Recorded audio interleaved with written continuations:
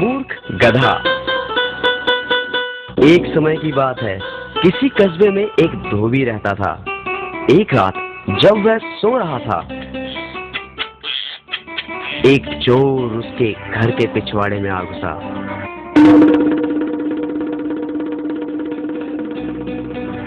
धोबी का एक कुत्ता और एक गधा वहां एक खूंटे के साथ बंधे हुए थे।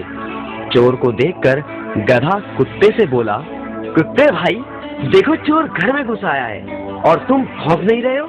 क्या ये तुम्हारा फर्ज नहीं कि तुम भौंक कर मालिक को जगाओ?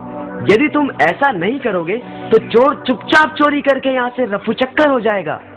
बात तो तुम्हारी ठीक है, परंतु तुम तो जानते ही हो मैं दिन रात मालिक के घर की चौकीदारी करता हूँ और तुम भी कोई कम काम नहीं करते, परंतु हमें मिलता ही क्या है? हमें ढंग से पूरा भोजन तक नहीं दिया जाता।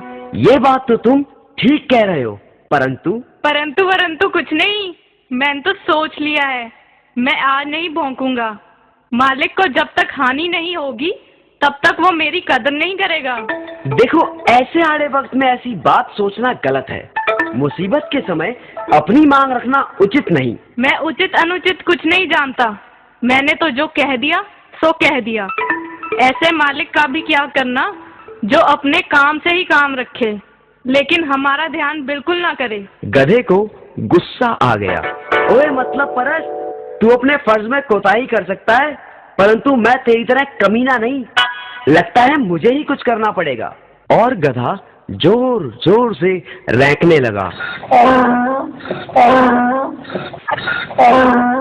गहरी नींद में सोए हुए धोबी की नींद गधे के रैंकने की आवाज से खुल गई। वो गुस्से से बिस्तर से उठा और जाकर लाठी से गधे को जोर जोर से पीटने लगा। पिटाई इतनी बुरी तरह से हुई कि कमजोर गधे ने वहीं अपने प्राण त्याग दिए।